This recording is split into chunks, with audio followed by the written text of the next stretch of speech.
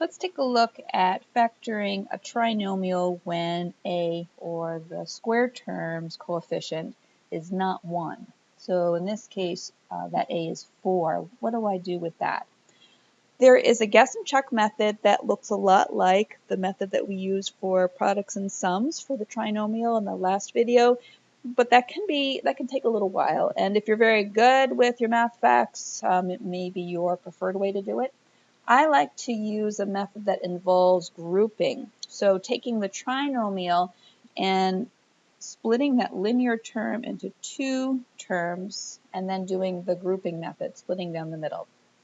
So to do that, I start off by multiplying the a times the c term. So a times c. And in our case, it's 4 times 3, or 12. And that's the number that I look for factors of. So two numbers that would multiply to give me 12. I want them to multiply to give me 12 and add or subtract to give me 8. So it looks a little bit like the other method here at this point. So listing them out, 1 and 12, 2 and 6, 3 and 4. And if I look at that list, the pair that will combine to give me 8 when I add or subtract is the 2 and the 6. So I'm going to take the 8t and I'm going to split it up into 2t plus 6t. Right, if I went the other way, 2 plus 6 would give me back the 8, but I'm splitting it up into the 2 and the 6. And then I'm going to bring down the rest of the problem. Bring down the 4t squared and bring down the 3. So what I've done is I've taken the trinomial, 3 terms, and I've split that middle linear term into 2 parts, and I've turned the trinomial into a grouping problem, something that has 4 terms, 4t squared plus 2t plus 6t plus 3. So now that I've turned it into a grouping problem, I can split it down the middle. So I'll split it right down the middle, and then I'll look for a greatest common factor on the left and a greatest common factor on the right.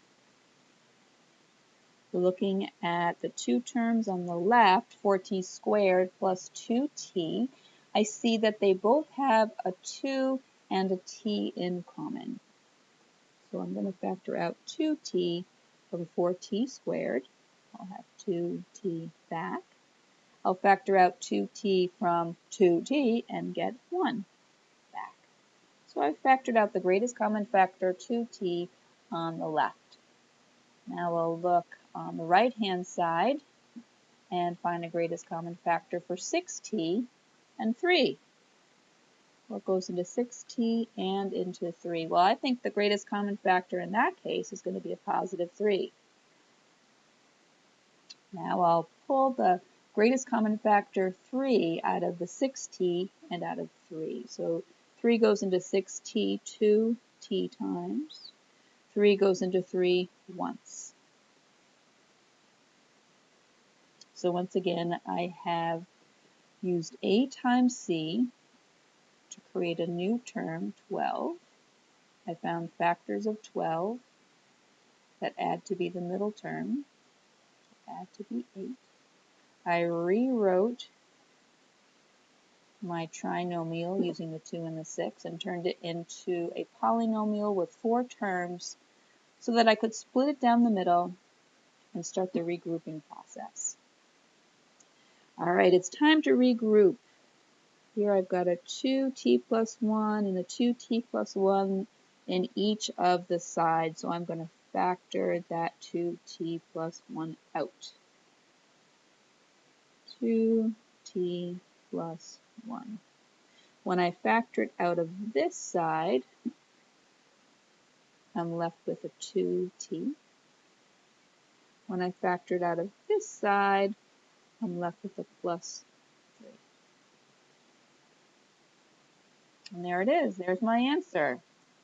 When I factor 4t squared plus 8t plus 3, I get 2t plus 1 times 2t plus 3.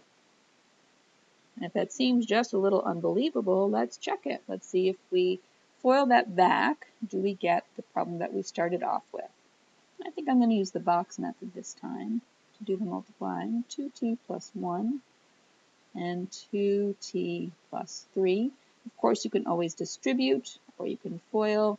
Any method that helps you do the multiplying and keep track of your terms is fine. So 2t times 2t is 4t squared. 2t times 1 is 2t. 3 times 2t is 6t, and 3 times 1 is 3. We write 4t squared plus 2t plus 6t plus 3. Combine my like terms, 4t squared plus 8t plus 3, and surprise, surprise, yes, this is definitely the factored form of what I started with.